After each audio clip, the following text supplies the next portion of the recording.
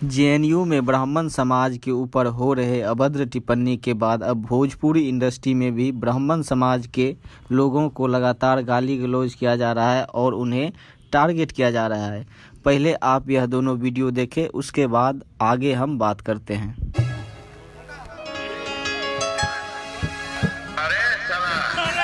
क्या बोला तूने?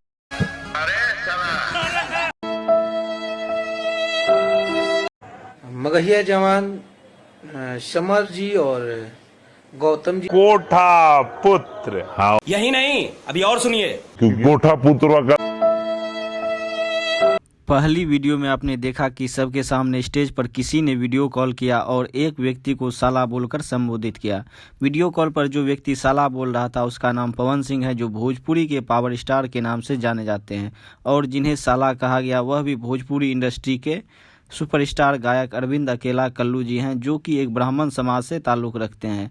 सबके सामने भरी स्टेज पर पवन सिंह के साला बोलने के बाद भी अरविंद अकेला कल्लू उन्हें प्रणाम करते हैं और बोलते हैं कि यह सब कोई सुना था, यानी यहाँ सब कोई सुन रहा है, आप हमें यह बात अकेले में बोल सकते हैं।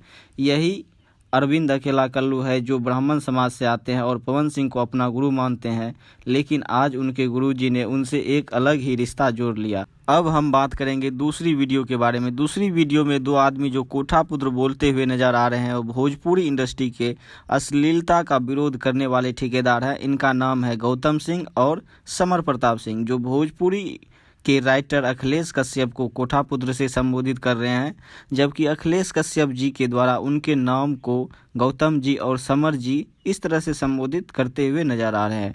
आपने इन दोनों वीडियो में देखा कि किस तरह से ब्राह्मण समाज के लोगों को भोजपुरी इंडस्ट्री में परेशान किया जा रहा है। भोजपुरी गायक अरविंद अकेला कल्लू और भोजपुरी राइटर अखिलेश कश्यप के द्वारा आगे वाले व्यक्ति को काफ़ी सम्मान देते हुए नजर आ रहे हैं, जबकि बदले में उन्हें गाली सुनने को मिल रहा है। ब्राह्मण समाज को गाली देने वाले यह सभी लोग राजपूत समाज से आते हैं। कुछ ऐसे लोग हैं जो राजपूत समाज को बदनाम कर रहे हैं। क्या भोजपुरी इंडस्ट्री में ब्राह्मण लोगों का काम करने का हक नहीं है? क्या आपको लगता है कि ब्राह्मण समाज के साथ ऐसा होना चाहिए? हमारे कमेंट बॉक्स में कमेंट करें, वीडियो को लाइक और शेयर करें। जय हिंद।